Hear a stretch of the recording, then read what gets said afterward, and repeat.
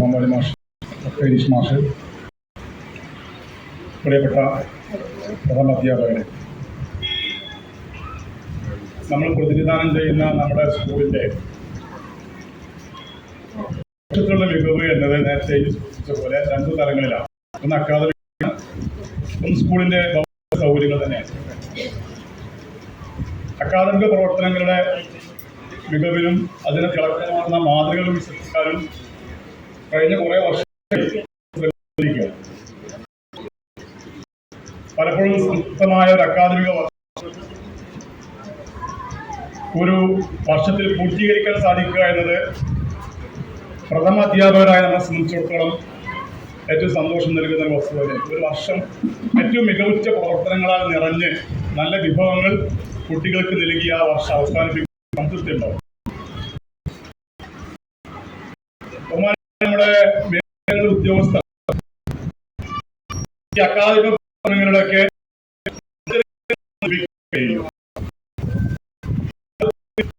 നമ്മൾ നടക്കണമെന്ന് നമ്മൾ ആഗ്രഹിക്കുകയും നടത്തണമെന്ന് സർക്കാർ ഉദ്ദേശിക്കുകയും നമ്മൾ കൂട്ടായി തീരുമാനിക്കുകയും പ്രവർത്തനങ്ങൾ ഏറ്റവും സ്വാഭാവികമായ നമ്മൾ പ്രഥമ അധ്യാപകർ തന്നെയാണ് ചെയ്തു വരുന്നത്. ഒരു ദിവസം സ്കൂളിൽ മോണിറ്റർ ചെയ്തു. പക്ഷെ അതിനൊക്കെ ഒരു നമുക്കറിയാം. പക്ഷെ നമ്മളെ സംബന്ധിച്ചിടത്തോളം ഓരോ ക്ലാസ് മുറികളിൽ നടക്കുന്ന പ്രവർത്തനങ്ങളും സ്കൂൾ തല പ്രവർത്തനങ്ങളും കൃത്യമായ സമയമെടുത്ത് ആവശ്യമായ പിന്തുണ നൽകുന്നത് നമ്മൾ തന്നെയാണ്. ഞാൻ പലപ്പോഴും നമ്മുടെ സ്കൂളുകളിൽ സന്ദർശനം ലഭിക്കുമ്പോഴൊക്കെ നമ്മുടെ SRG മീറ്റിങ്ങുകളിൽ സംബന്ധിക്കാം. SRG മീറ്റിംഗൊക്കെ ജീവനുണ്ടോ അവിടെയൊക്കെ ഏറ്റവും പൂർണ്ണമായ നിലയിൽ പ്രവർത്തനങ്ങൾ തുടർച്ചയായി ചെലവുകളിൽ നടന്നുകൂടുന്നു. മാതൃകകൾ ഉണ്ടാവാറുണ്ട്. SRG മീറ്റിങ്ങുകൾ സൗകര്യാർത്ഥം ഏതെങ്കിലും തരത്തിൽ എപ്പോഴും മിനിറ്റ്സ് മാത്രം പോകുന്ന അല്പം അത് വഴിമാറി പ്രവർത്തനങ്ങൾ സംഭവിക്കാറുണ്ട്. അപ്പോൾ കൃത്യമായ മോണിറ്ററിംഗ് നടക്കുന്നത് യഥാർത്ഥത്തിൽ SRGയിലാണെന്നർത്ഥം. അക്കാദമിക പ്രവർത്തനങ്ങൾക്കും അതുകളിലുള്ള ഏറ്റവും പ്രഗത്ഭരായ അധ്യാപകർക്ക് നേതൃത്വം കൊടുത്താൽ അവരുടെ നേതൃത്വത്തിൽ അക്കാദമിക പ്രവർത്തനങ്ങൾ ആ പദ്ധതികൾ പ്രവർത്തിക്കുന്നതിനിടയിൽ തന്നെ SRGക്ക് അവസരം ആ പദ്ധതി പ്രവർത്തിച്ച് പൂർത്തീകരിക്കുമ്പോൾ ഓരോ SRG കൂടുന്ന അവസരം നമ്മൾ തീരുമാനം നടക്കുന്ന SRGയിൽ എടുത്ത പ്രവർത്തനം ഇനിയാണ് അത് ചെയ്യേണ്ടതെന്നും അവിടെ വന്ന കുറവുകളും ചർച്ച ചെയ്യാൻ തൊട്ടടുത്ത SRG അവസരമുണ്ട്. അതാണ് ഏറ്റവും വലിയ. അത് നമ്മുടെ സ്കൂളിലെ മുഴുവൻ അധ്യാപകരുടെയും ഒരു കോൺട്രിബ്യൂഷൻ കിട്ടുന്ന ഒരു ആധികാരിക ബോഡി അതാണ്. ഒരു അധ്യാപകരോട് ഒരു പക്ഷേ ഏറ്റെടുത്ത കാര്യം നേർക്കുന്നവരെ മറ്റൊരാൾക്ക് അത് കൂടെ ഇങ്ങനെയല്ലേ നന്നാവുക എന്ന് പറയാൻ സ്വാഭാവികമൊന്നുമില്ല. ഒരുപക്ഷെ ഏറ്റെടുത്ത ആൾ സ്വതന്ത്രമായി ചെയ്യുന്ന ഒരു സംബന്ധിച്ച് സംബന്ധിച്ച് വിലയിരുത്തൽ നടത്തുമ്പോൾ ആരെയും കുറ്റപ്പെടുത്താതെ ഏറ്റവും ഗുണപരമായ നിർദ്ദേശങ്ങൾ പങ്കുവെക്കാൻ പറ്റുന്ന ഒരു വേദിയാണ് SRG മീറ്റിംഗ് എന്നത്.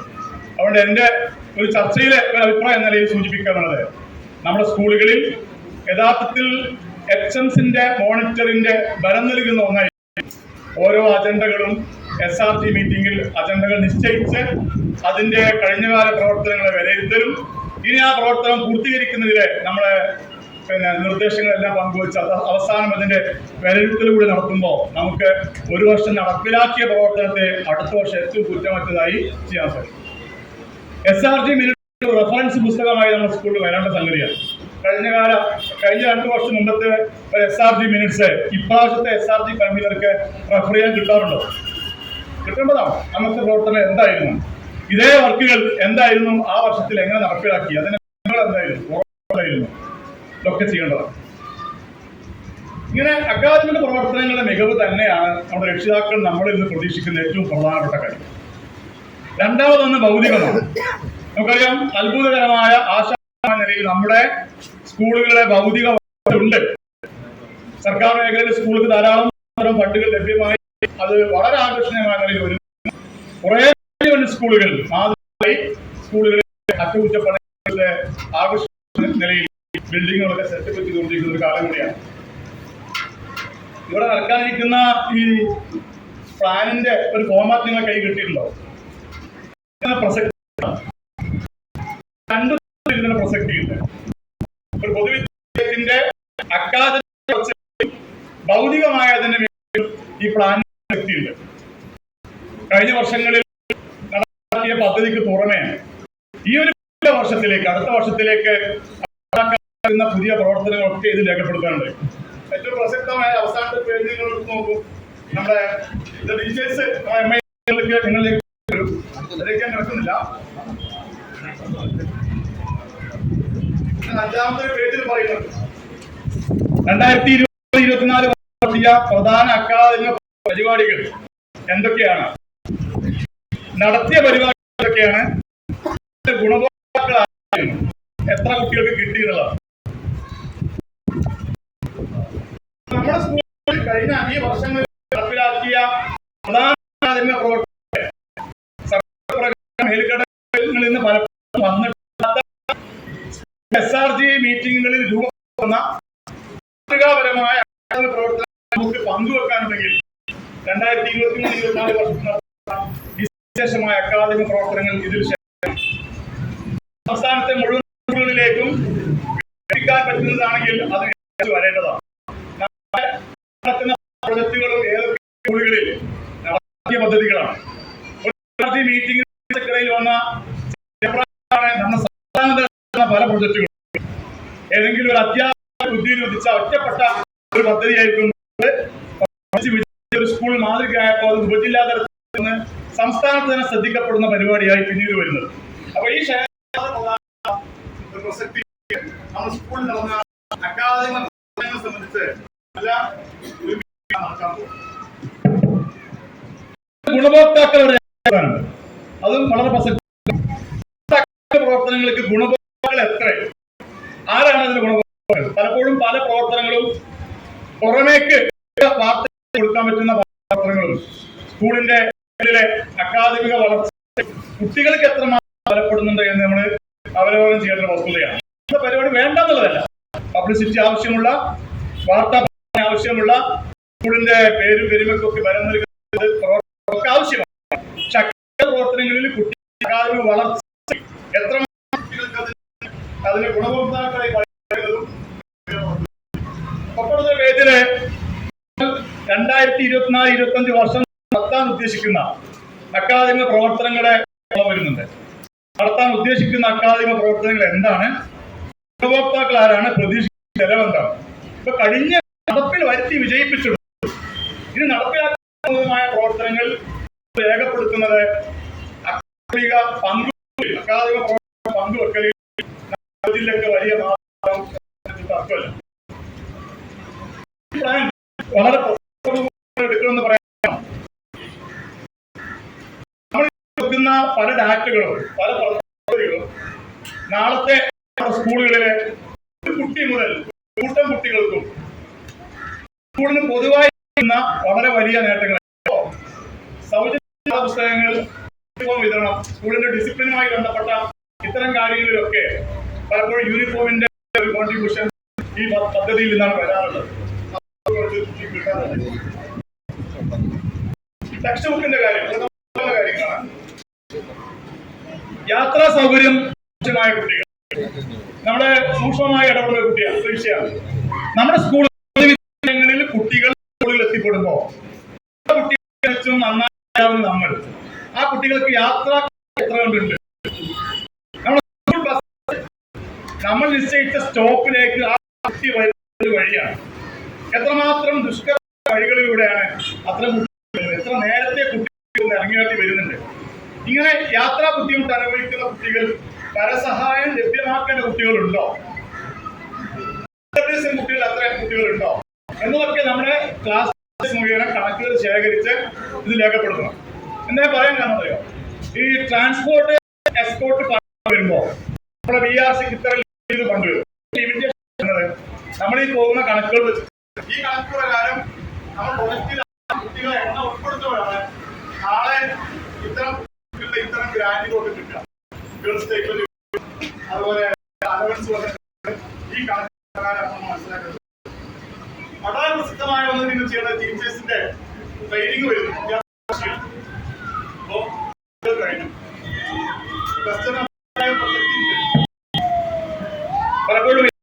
പരിശീലനം എന്ന് അധ്യാപകർ നമ്മളെന്നെ ചോദിച്ചു. പരിശീലനത്തിൽ അതിന്റെ ഒരു ഇടമുണ്ട്. നല്ല പ്രഗത്ഭരായ നമ്മുടെ പ്രവർത്തകർക്ക് ഒരു വർഷത്തിന്റെ ആദ്യത്തിലും അതിന്റെ ഓരോ ടേമിലൊക്കെ ഒന്ന് കൂടിയിരിക്കാനും അവരുടെ അക്കാദമിക പ്രവർത്തനങ്ങൾ ചർച്ച ചെയ്യാനും എഴുതാനും ഷെയർ ചെയ്യാനൊക്കെ അവസരം കൊടുക്കുക എന്നുള്ളത് ആവശ്യമുള്ള സംഗതിയാണ്. ഓരോ അധ്യാപകരും 10 ദിവസത്തേക്കുള്ള ഓരോ വർഷവും കിട്ടേണ്ടതുണ്ട്. നമ്മുടെ സ്കൂളിന്റെ കുട്ടികളുടെ സ്ട്രെങ്ത് വെച്ച് അതിനെ കണക്കുകൾ കൃത്യമായി കൊടുക്കും. അപ്പോഴാണ് പരിശീലനത്തിനുള്ള ഫണ്ട് നമുക്ക് ലഭ്യമാവുകയുള്ളൂ.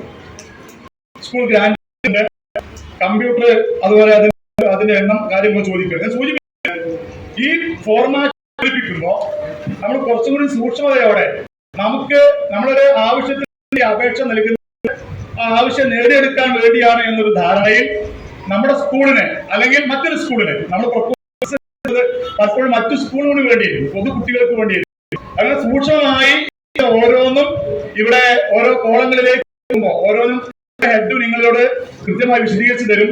അത് നമ്മുടെ സ്കൂളിന്റെ ഒരു സാഹചര്യം വിലയിരുത്തി അതെല്ലാം നന്നായി ഫില്ല് ചെയ്യണം.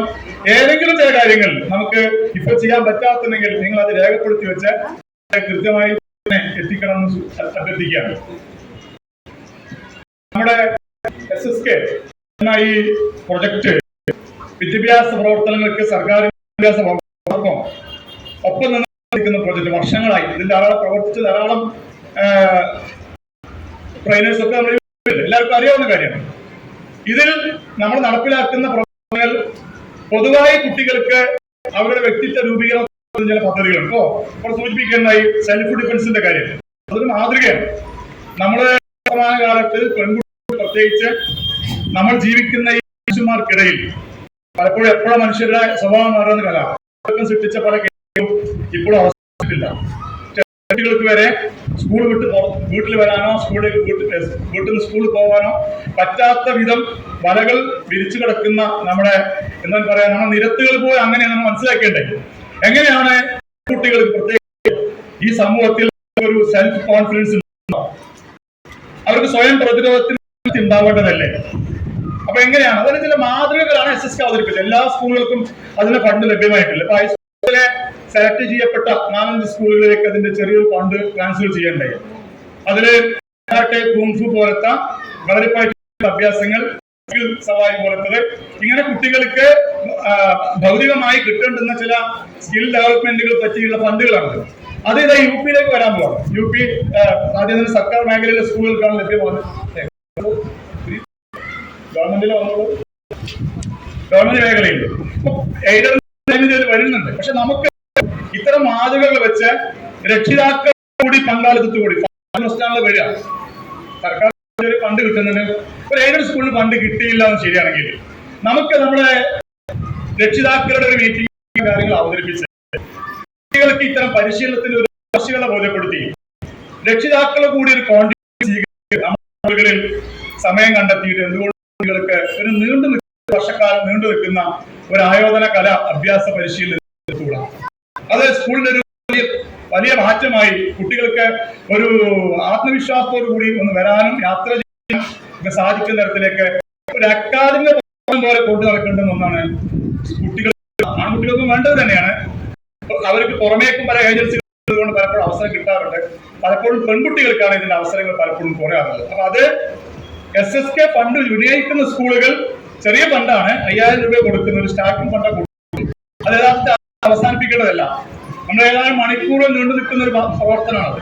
അതുകൊണ്ട് അവസാനിച്ചാൽ ഒരു കുട്ടിക്കും പരിശീലിക്കാൻ കഴിയില്ല. പക്ഷെ എന്തിനാന്ന് വെച്ചാൽ PTIയിൽ അവതരിപ്പിക്കാനും എന്നിട്ട് അത് തുടർച്ചയായി അടുത്ത വർഷങ്ങളിൽ പണ്ട് DAVP സ്കൂളിൽ പണ്ട് കാലത്ത് 4-5 വർഷം മുമ്പ് നമ്മൾ തുടങ്ങിയ ഒരു ആയോധന മാർഷൽ ആർട്സ് പരിപാടി ഉദ്ഘാടനത്തിന് പോയാൽ ഓർക്കുന്നത് ഇപ്പം നടക്കുന്നുണ്ട് സാർ, അതിപ്പോഴും തുടരുന്നുണ്ട്. അപ്പൊ അത് ഒരു വർഷം തുടങ്ങിയാൽ എല്ലാ PTIകളിലും തീരുമാനിക്കാൻ കഴിയും. നമ്മുടെ സ്കൂളിലെ കുട്ടികൾക്ക് മറ്റു അക്കാദമിക പ്രവർത്തനങ്ങൾക്കൊപ്പം നമുക്ക് ആയോധനാകല അഭ്യാസം ഉണ്ടാവണം തീരുമാനിച്ചാൽ അത് പിന്നെ ഏത് HM മാറിയാലും ഏത് കാലങ്ങളിലും അത് സ്കൂളിൽ ഇടവേളകളിലും വൈകുന്നേരങ്ങളിലൊക്കെ തുടരാൻ കഴിയും. അതിന്റെ ചില മാതൃകകളാണ് ചെയ്തത്. രണ്ടാമത് സിവിൽ വർക്കാണ്. സിവിൽ വർക്ക് 2 സ്കൂളിനാണ് നേരത്തെ ഫണ്ട് ട്രാൻസ്ഫർ ചെയ്തിട്ടുള്ളൂ.